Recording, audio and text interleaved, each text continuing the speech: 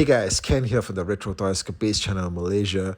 McFarlane Toys has just stunned all of fandom with this sudden news announcement yesterday of the return of Pacific Rim movie toys to the market. Now, these will be coming to fans and collectors at an all new scale, tinier than ever before at 4 inches. But each set will also come with a diorama setting, and per their press release, the setting will include a rebuildable tower, something that you can smash apart and put together again, I guess. Now, the tower will be on a street setting base, complete with 2 military vehicles, and each set will also include a comic book. Now, we are seeing a simultaneous release of a whole bunch of Jaeger robots, and from the pictures that we're seeing, the gang's all here, okay, with classic favorites like Team Leader Gypsy Danger, Striker Eureka, Crimson Typhoon, and Cherno Alpha. But where there's robot defenders, we also need the kaiju monsters. And they've also announced 4 of these colossal city-smashing creatures, all monstrous faces that you'll remember from the movie, including Knifehead, Leatherback, Raiju, and Otachi. This year is the 10th anniversary of the release of the original Pacific Rim movie from 2013, so McFarlane's new series does seem well timed. The first movie was a global phenomenon. I mean, if you can't sell a concept like robots versus monsters on the big screen, then I'd say that the entire survival of cinema itself would be at stake. Now, I, like so many others that I know, completely bought into the concept, watched the movie, and rewatched it over and over again. I would say that the movie basically sells itself, and so did all of the other classic merchandise and action figures from NECA. I remember me and like 3 other friends of mine just buying up all this stuff. Okay, all of the crazy and colorful robots. Even if it came with a bucket on its head, it was just awesome. Now, this was a line that NECA went all in on. Okay, they were fully committed, even to the point of giving us some building-sized figures. Now, if you were a Pacific Rim fan at the time, then the market was definitely giving you everything that you needed. All right. Now, I think that the craze sort of went away for a bit, but I've been seeing a lot of chatter and noise on these new McFarlane figures. There are people who are excited, of course, with the direction that these are going in, and also there are those that are disappointed because 4-inch rarely goes with anything in your collection. It's a scale that, to me personally, is kind of like neither here nor there. In the old NECA days, the kaiju monsters would come in even larger than the Jaeger robots, larger in both width and height. And I suppose that the new monsters will be roughly about the size of what some of the old Kenner Aliens figures were.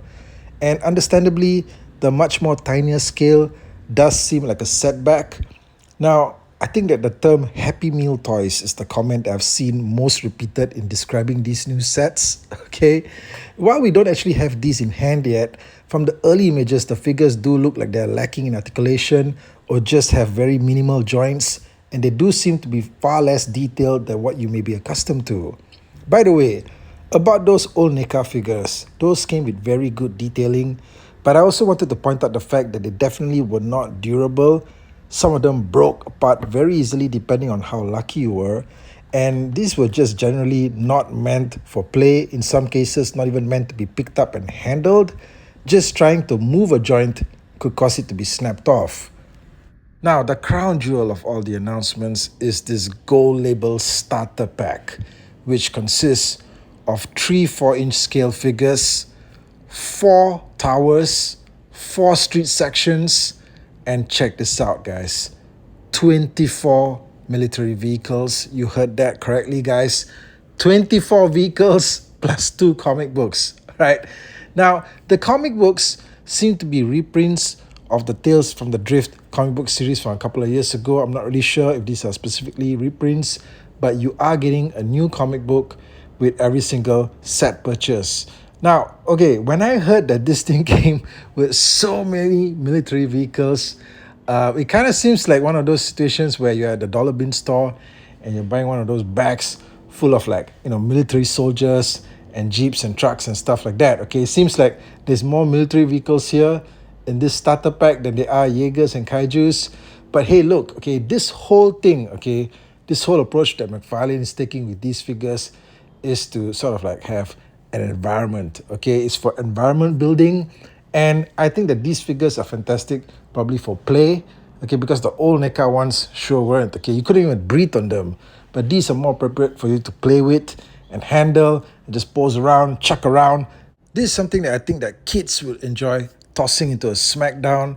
Anybody that appreciates miniature displays and environments will love these sets. And also, I just want to point out that this isn't the first time McFarlane has done something like this of this scale, because all the way back in 2005, he did put out those Alien vs Predator sets, which consisted of a 4-inch scale figure.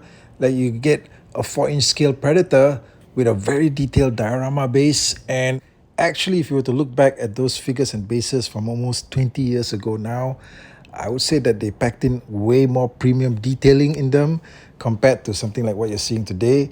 But let me know, guys, what you guys think of these new Pacific Rim sets from McFarlane Toys. Subscribe, join me as a channel member to support the channel, and I'll catch you guys again real soon with more content. Take care out there.